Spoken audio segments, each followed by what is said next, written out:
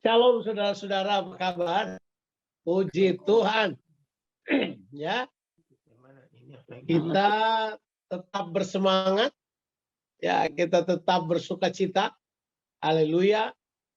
Coba jempol-jempol dulu dinaikkan, saya pengen tahu bahwa saudara tetap berbahagia, tetap sukacita. Coba siap, puji Tuhan. Ya, saya senang saja karena sekarang kalau tidak salah Jilong nomor 1. Haleluya. Haleluya. Ya, agak bagus lah. Mudah-mudahan tidak gembos di tengah jalan. Ya, saudara, seringkali kita berbahagia karena apa yang kita inginkan, timnya kita menang, ya kan? Ya, kita punya ini berjalan baik. Tapi seringkali kita juga naik turun dalam kehidupan kita, cuman gara-gara situasi-situasi yang tidak menyenangkan. Ya. Nah, kita tidak perlu cerita itulah ya. Ya, saya bisa cerita pada saudara bahwa dalam mungkin 10 hari ini saya merasa bukan cuma saya bersedih hati, tapi saya merasa seperti saya akui ya pada saudara, seperti roh kematian itu ada di atas saya yang menekan begitu rupa karena orang-orang dekat kita, ya kan. Tadinya yang meninggal orang di luar-luar sana ya, kita kenal tapi jauh. Wah, sekarang semakin menyempit ini, semakin mendekat. Terus kita langsung kayak, wow, tertekan sekali. Kita merasa seperti ada tekanan yang luar biasa. Terus kita nggak bisa bikin apa-apa. Kita diam, kita seperti tidak punya kendali.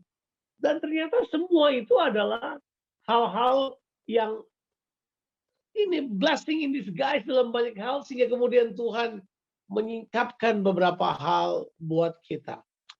Nah, pagi hari ini saya ingin berbicara tentang sebuah kebenaran yang saya pikir penting kita ketahui di saat-saat seperti sekarang ini. Di saat-saat di mana kita bisa saja berpikir sangat negatif. Ya, bisa saja kita sangat down.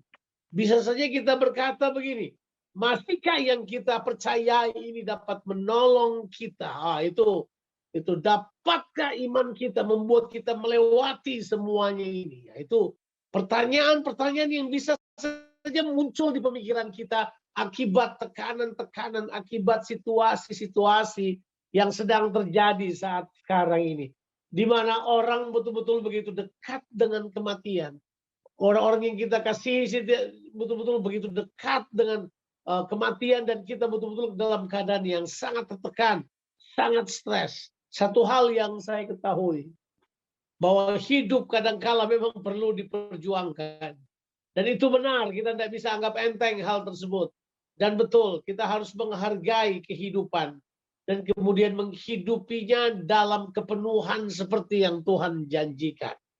Nah, saya punya tema khotbah hari ini adalah The High Priest of Our Confession. Imam besar dari pengakuan kita. Jadi kita perlu mengerti beberapa hal. Yuk kita baca beberapa ayat terlebih dahulu. Apa yang saya sebut dengan imam besar dari pengakuan kita. Di tengah-tengah keadaan yang tidak menentu ini, saudara gampang terpukul kalah. Saudara gampang tertekan ke bawah. Tapi kita harus mengakui satu prinsip firman Tuhan yang bagus untuk kita pelajari. Kita akan baca sekarang dalam kitab Ibrani pasalnya yang ketiga. Kita akan baca ayatnya yang pertama. Ayatnya yang Ibrani pasalnya yang ketiga, yang pertama sampai ayatnya yang kedua. Saudara boleh membaca seluruhnya tentunya untuk mendapat pemahaman. Kalau saudara baca dalam konteksnya, di sini penulis Ibrani sedang berkata bahwa Yesus yang adalah imam besar kita itu, dia lebih tinggi daripada Musa. Ya, itu saudara lihat perikop-perikop tulis hal tersebut. That Jesus is greater than Moses. Dalam konteks ini, apa yang coba dibahas di sini? Coba kita akan baca. Kita baca ayatnya yang pertama. Sebab itu, hai saudara-saudara yang kudus, yang mendapat bagian dalam panggilan sorgawi, Pandanglah kepada rasul dan imam besar yang kita akui, yaitu Yesus, yang setia kepada Dia yang telah menetapkannya, sebagaimana Musa pun setia dalam segenap rumahnya. Ayat yang ketiga. Sebab ia dipandang layak mendapat kemuliaan lebih besar daripada Musa, sama seperti ahli bangunan lebih dihormati daripada rumah yang dibangunnya. Ayat yang keempat. Sebab setiap rumah dibangun oleh seorang ahli bangunan, tapi ahli bangunan segala sesuatu ialah Allah. Saudara boleh baca seterusnya mengenai hal tersebut. Saya menyukai kata yang dipakai di situ di ayat yang pertama dibilang begini. Pandanglah rasul dan imam besar yang kita akui, yaitu Yesus. Ini kata yang penting ya.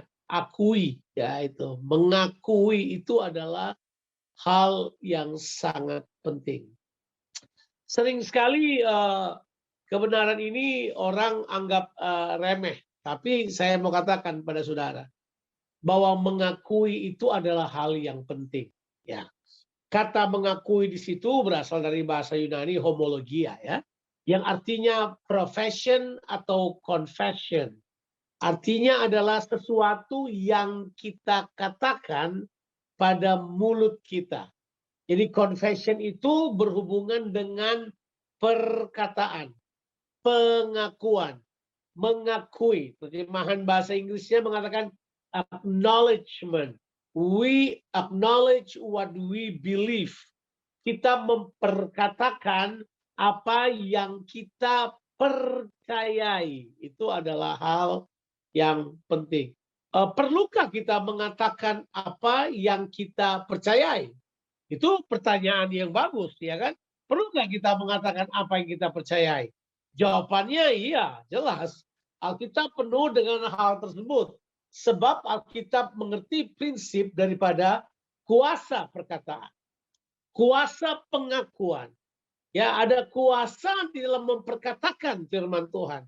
Ada kuasa di dalam mengakui iman kita. Ada kuasa di dalam memperkatakan apa yang firman Tuhan katakan kepada kita. Ada kuasa dalam perkataan iman. Itu penting saudara ketahui. Nah, kita lihat beberapa ayat yang sangat penting ini. Kata pengakuan itu sangat berurusan dengan apa yang kita sebut the statement, menyatakan sebuah pernyataan yang merupakan isi hati kita dan keyakinan kita. Coba kita baca ayat ini. Tentu sudah tahu di dalam kitab Roma pasalnya yang ke-10.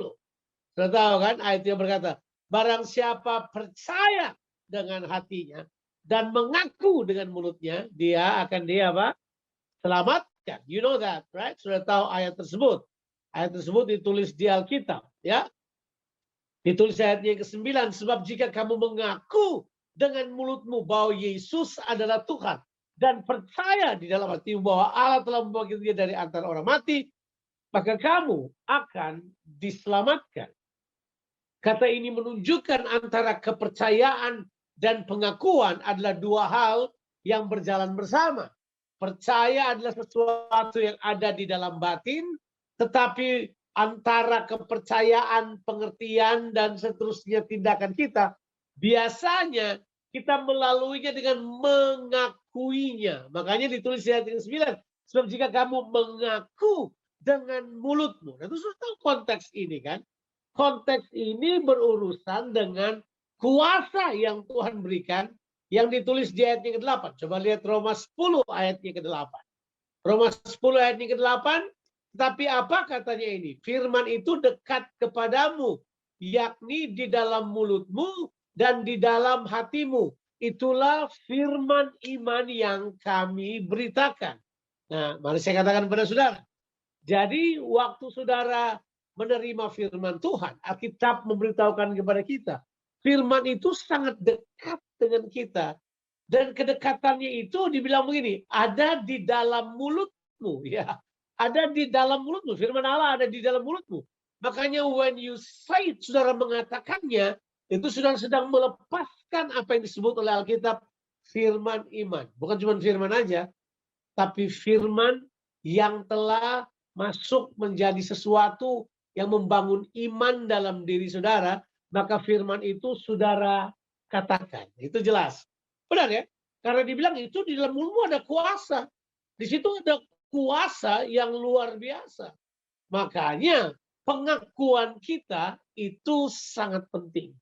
Di tengah-tengah hal-hal yang terjadi saat sekarang ini. Coba kita jangan sampai kehilangan kekuatan, keyakinan, dan kepercayaan kita bahwa di mulut orang percaya ada firman Tuhan yang kalau dia mengatakannya mengandung kuasa. Ada kuasa yang perlu kita lihat. Kuasa apa? Yang pertama, kita sudah baca di ayat yang 9, adalah kuasa yang menyelamatkan. Waktu kita mengakui dengan mulut kita, iman kita, kepercayaan kita, ditulis ayat yang 9, bahwa kamu akan diselamatkan. Nah, iya toh. Kata diselamatkan itu ya mengandung banyak arti. Dia punya arti yang paling luar biasa, dilepaskan dari hal-hal yang jahat. Nah, itu jelas. Makanya pengakuan iman kita perlu sekali, ya toh.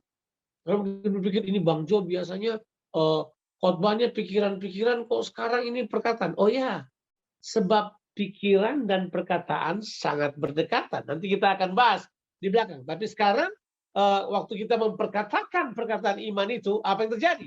Yang pertama menyelamatkan. Yang kedua, believe you me, perkataan saudara change the atmosphere. Merubah atmosfer di mana engkau berada. Saudara percayalah, 10 hari ini saya dalam keadaan tertekan. Siapa bilang tidak? Tertekan sekali saya. Tertekan, orang-orang dekat meninggal. Dan begitu rupa, dan saya tertekan sekali. Seperti ada yang apa itu? Yang tekan ulu hati saya. Seperti saya merasa sangat berat. Tapi disitulah saya belajar to confess. Memperkatakan perkataan firman Tuhan. Mengatakannya dengan iman. Menyampaikan itu. Sudah tahu apa yang terjadi? Waktu saya menyampaikannya, diikuti dengan puji-pujian kepada Tuhan. Saya memuji Tuhan, saya memuji Tuhan. Benar kata Alkitab itu. Kita mengenakan jubah pujian, itu menghancurkan roh yang menekan kita. Ya, I will put the garment of praise instead the spirit of heaviness. Untuk menggantikan itu tuh, roh yang menekan kita. Ada ayatnya itu kan. Ku kenakan jubah pujian. Lagu udah lama banget. Ku kenakan jubah pujian. Dan segala bebanku lenyaplah. Tapi itulah, kita mengenakan jubah pujian. Kita menyatakan pernyataan-pernyataan firman Tuhan. Change the atmosphere. Rubah atmosfer kita. Karena memang benar. Perkataan kita mengubah atmosfer. Betul nggak? Coba kita duduk makan sama 4 orang gitu. Terus 1 orang mengeluh negatif terus. Rubah atmosfer saudara. Tapi kalau datang orang mengatakan pernyataan sukacita, membawa hal-hal yang menyenangkan, semangat kita ngobrol sama orang kayak begini. Daripada yang datang cerita kegagalan, cerita macam-macam cerita, kita terpengaruh atmosfer kita. So, pengakuan kita change the atmosphere. Ganti hal tersebut. Tapi ini yang paling penting. Yang kemudian saya baca di Alkitab, terjadi berkali-kali. Bahwa pengakuan iman kita membangkitkan kekuatan dari dalam. Pengakuan iman kita itu membangkitkan kekuatan dari dalam. Akui, perkatakan perkataan-perkataan firman Tuhan. Katakan perkataan-perkataan berkat. Katakan perkataan-perkataan pujian. Katakan hal tersebut. Nah, sekarang saya mau jelaskan sedikit aspek sort of psychology pada saudara. Tapi aspek ini benar banget. Bahwa betul kalau kita sudah ada di pikiran kita. Sudah menang di pemikiran kita. Kita perlu memperkatakannya. Sebab perkataan itu yang mengikat segala sesuatu. Perkataan kita yang bound segala sesuatu. Perkataan kita yang menyebabkan segala sesuatu terikat. Perkataan ini juga yang menyatakan membuat segala sesuatu yang negatif terlepas dari pemikiran kita. Hal-hal yang baik terikat buat kita, yang buruk terlepas untuk kita. Sebab perkataan kita yang menentukan. Pernah dengar statement ini? Hidup dan mati dikuasai oleh lidah. Betul kan? Manusia memakan apa yang dikatakannya. Jelas itu Amsal pasalnya yang ke-18 tulis hal tersebut ayat 20-21. Katakan hal tersebut buat kita. Oh, siapa yang suka mengemakan apa yang dilimuti itu akan memakan akibatnya. So you will eat, ya. Saudara akan makan, saudara akan hidup dari apa yang saudara katakan. Itu bukan perkataan sembarang. Itu kata firman Tuhan. Dan memang benar, perkataan kita itu membangkitkan kekuatan dari dalam diri kita. Nah, sekarang yuk kita pergi ke satu bagian yang luar biasa, ya. Di dalam kitab Yoel pasalnya yang ketiga. Yoel pasalnya yang ketiga. Nah, tentu sudah tahu ayat-ayat ini di Yoel pasal 3 ini kan. Saudara sudah pernah membacanya tentunya. Di mana Yoel pasal 3 itu berisi begini. Tuhan hukum musuh-musuhnya, kemudian dia memberkati umatnya, dan caranya dia memberkati umatnya, bukan Tuhan jatuhkan berkatnya dari atas begitu, tidak. Tuhan memberkati umatnya dengan jalan begini. Waktu umatnya masuk pertempuran, berhadapan dengan tantangan, mereka menang karena ada prinsip-prinsip firman Tuhan yang mereka kerjakan. Ada prinsip-prinsip firman Tuhan yang mereka lakukan. Nah, makanya kita akan baca ayatnya yang ke-9, Yoel pasalnya yang ketiga, ayat 9 sampai ayatnya yang ke-11. Barangkali atau saudara bisa baca sampai ayatnya yang ke-12 dan seterusnya, ya. Tentu sudah tahu kisah ini. Kisah ini menggambarkan apa yang terjadi. Masih ingat istilah lembah Yosafat? Saudara masih ingat peristiwa Yosafat? Ya, ingat nggak Yosafat diancam oleh musuh? Dia ketakutan, kemudian dia berdoa pada Tuhan. Ya, kemudian Tuhan beritahu buat dia gini. Waktu mau berperang, tahu nggak? Taruh para imam-imam dan penyanyi-penyanyi di paling depan untuk bertempur. Wah, itu susah. Mau berperang pakai imam dan semuanya. Saya percaya itu benar sih. Tapi kan memang kalau di peperangan masa kini kan susah banget, ya kan. Orang mau berperang masa kemudian ditaruh di depan Oma Irama, siapa pergi bertempur di depan kan? Enggak.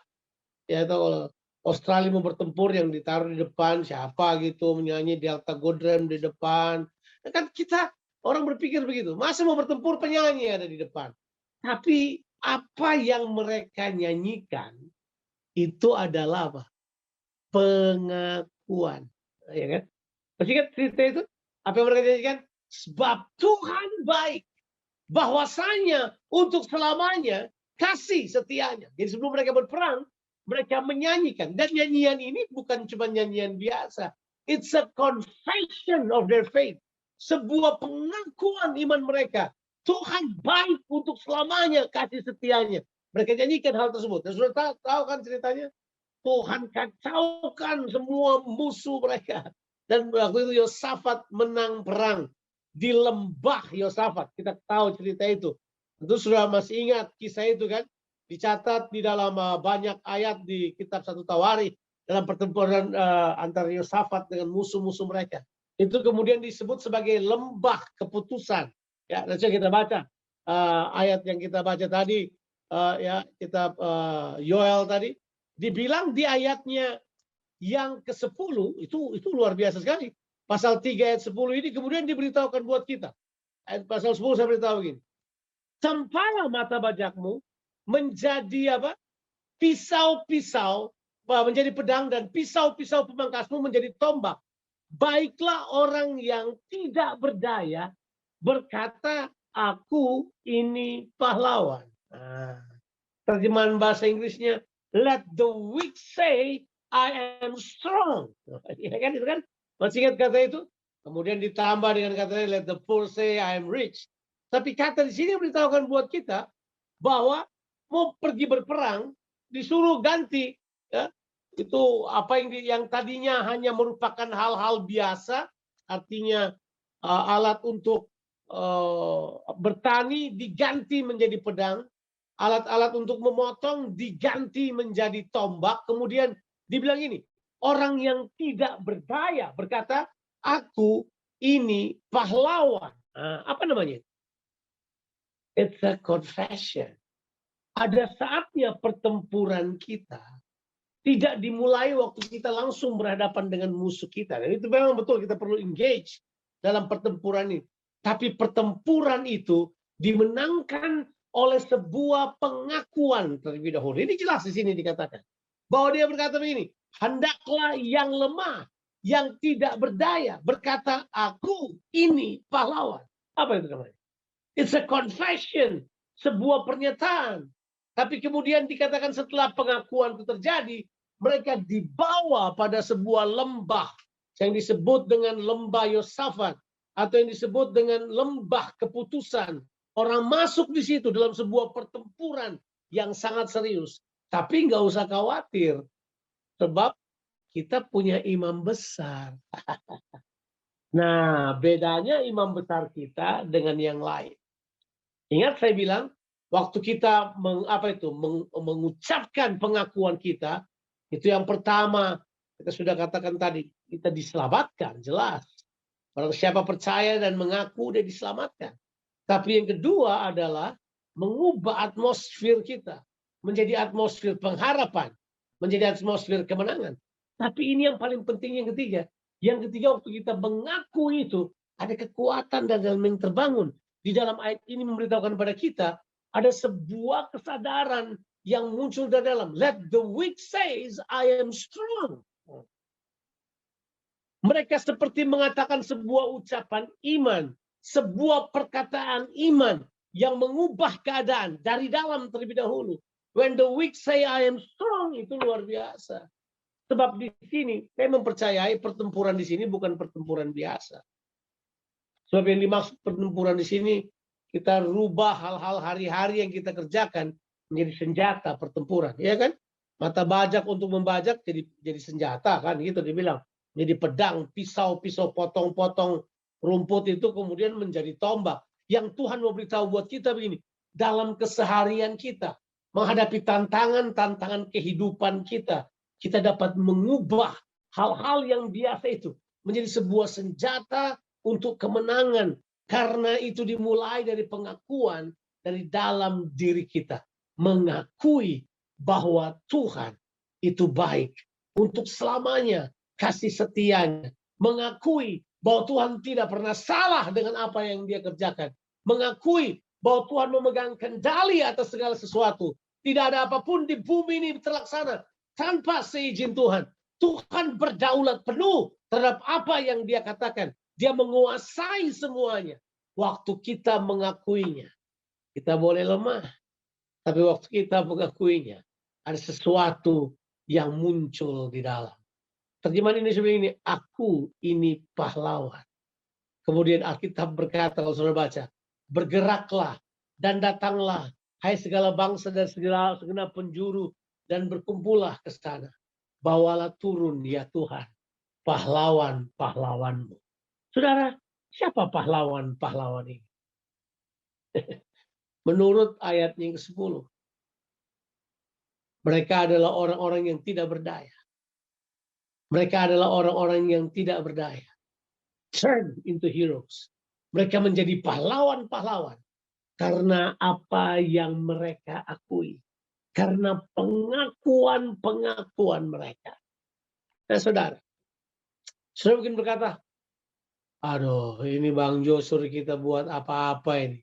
Nanti kita dibilang orang gila lagi berkata-kata apa-apa yang tidak sesuai dengan keadaan. Saya tidak bilang saudara harus berkata sesuatu yang tidak sesuai keadaan. Saya mengatakan saudara mengatakan sesuatu seperti apa yang firman Tuhan katakan. Saya mau saudara mengucapkan perkataan firman Tuhan. Ya kan?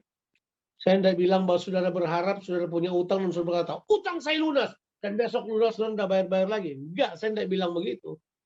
Yang saya maksud adalah utang saya lunas, betul. Kamu boleh mengatakannya. Tapi besok mulai bayar gitu aja. Karena memang kita harus mengerti prinsipnya. Bahwa Tuhan mengerjakan sesuatu dari dalam. Dia terobosi kita dari dalam. Kemudian pengakuan inilah yang kemudian menyatakan keluar keyakinan kita. Nah, stop dulu sebentar. Tadi dia sudah katakan pada saudara bahwa kalau apa yang saudara pikirkan tidak saudara katakan, apa yang terjadi? dia hanya akan tersimpan sebagai sebuah pemikiran. Tapi waktu saudara mengatakannya keluar, you manifest out. Saudara memanifestasikan keluar apa yang ada di dalam pikiranmu. Waktu kita menang di pemikiran kita, kita mengatakannya keluar. Disitulah kita akan memperoleh kemenangan yang sebenarnya. Kemenangan yang sejati. Saya mempercayai bahwa pengakuan-pengakuan yang kita katakan, karena pemikiran-pemikiran yang sudah diubahkan oleh Tuhan, itu waktu kita akui, kita perkatakan, itu akan memberikan kekuatan untuk sebuah kehidupan yang berhasil. Itu jelas. Itu jelas. Saudara perlu memperkatakan firman Tuhan. Saya perlu ulangi lagi mengatakan kepada saudara, Yosua pasalnya yang pertama. Yuk kita pergi ke Yosua pasalnya yang pertama. Apa yang sedang dihadapi oleh Yosua? Yosua pasal 1 jelas memberitahukan pada kita, Yosua baru saja mendengar berita bahwa Musa mati, sekarang dia yang akan memimpin bangsa Israel.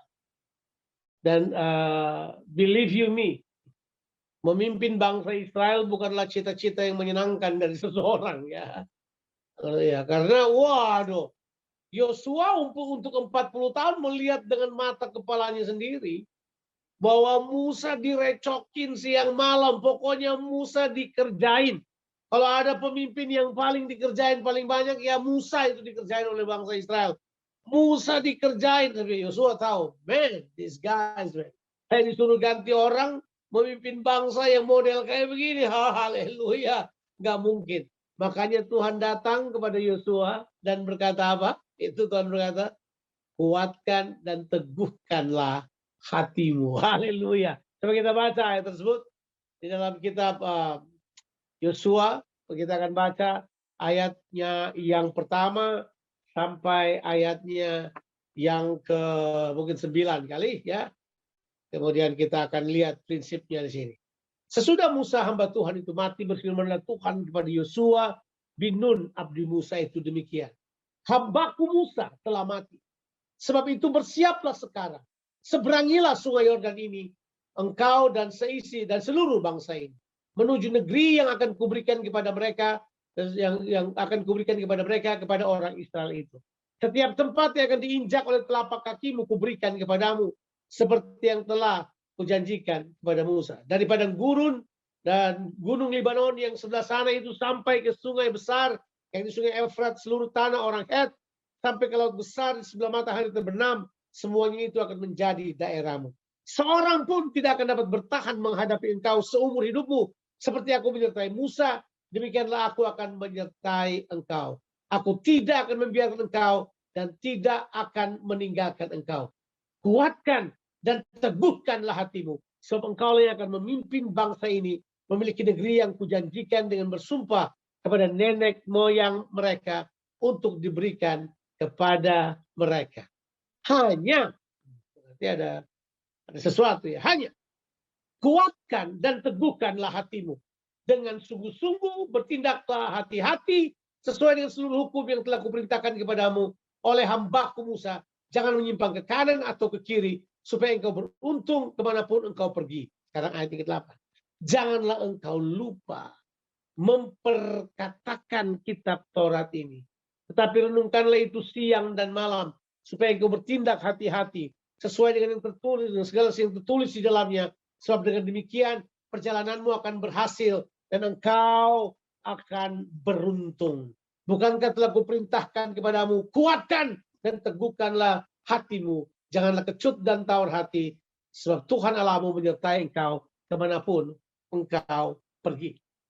Mengapa saya perlu baca seluruhnya? Supaya saudara melihat bahwa semua yang Tuhan katakan kepada Yosua, kuncinya di ayat yang ke-8 kan? Itu kuncinya. Janganlah engkau lupa memperkatakan. Janganlah engkau lupa memperkatakan. Berarti ini sesuatu yang ada di pikirannya, tapi orang bisa lupa. Orang bisa berkata itu nggak penting. Ya. Orang lupa sesuatu karena dianggap nggak penting. Ya. Tapi ini jelas. Dia bilang janganlah engkau lupa memperkatakan firman Tuhan. Yuk, mari kita memperkatakan firman Tuhan. Katakan perkataan-perkataan firman Tuhan. Di tengah-tengah situasi yang seperti sekarang ini, saudara berdiri untuk memperkatakannya. Seperti saya katakan pada saudara, bahwa tidak mudah. Tapi saya mempercayai satu hal ini. Kalau semua orang percaya berdiri dan memperkatakan perkataan-perkataan kesembuhan buat Indonesia. Indonesia bisa sembuh. Kalau kita semua bangkit dan memperkatakan perkataan-perkataan pemulihan, perkataan kekuatan, perkataan bahwa badai ini segera selesai, pandemi ini akan selesai. Kita berdiri dan mengatakannya. Mungkin dia akan mengubah situasi terlebih dahulu. Oh, mungkin virusnya bisa tetap ada. Tapi kita punya pemahaman sudah berbeda. Kita melihat dengan cara yang berbeda. Sebab ada sesuatu dari dalam yang menguasai kita. Kata kuncinya kan ada di sini. Kita akui apa yang imam besar kita lakukan. Kita kembali ke Ibrani pasalnya ketiga. Dan saya mau selesai dengan ayat ini. Ibrani pasalnya yang ketiga tadi. Saya mau katakan pada saudara bahwa Yesus itu adalah imam besar. Ditulis imam besar kita ini adalah imam besar yang telah melintasi segala langit. Coba kita lihat di dalam kitab Ibrani. Makanya kita punya keyakinan penuh. Waktu kita confess ini kita yakin bahwa ini bukan hal biasa. Yesus telah melintasinya. Waktu kita confess bahwa dia telah mengalahkan maut, kita confess dia telah melewatinya.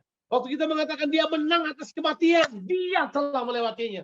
Waktu kita mengatakan apa saja, bahwa dia menang, dia melakukan mujizat, dia telah melakukannya. Alkitab berkata dia telah melintasi segala langit.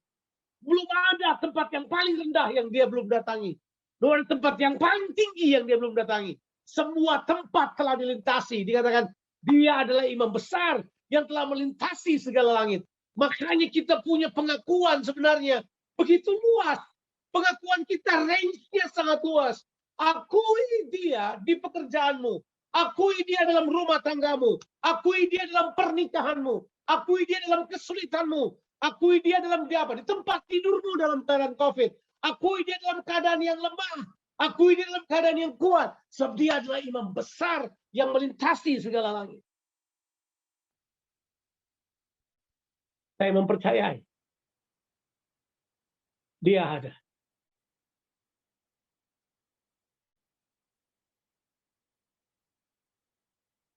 Beberapa hari yang lalu saya buka-buka file-file lama.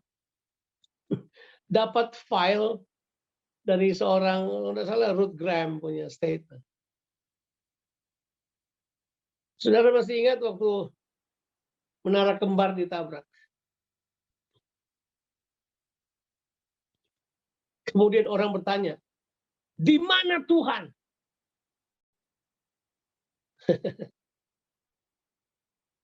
Ruth jawabnya gini, ya Tuhan ada di tempatnya. Dia ada persis dekat dengan kamu. Cuman masalahnya kamu tidak apa? Menyadarinya pasti, tidak sadar, sudah pasti. Apalagi mengakuinya. Kita suka gagal mengakui Tuhan.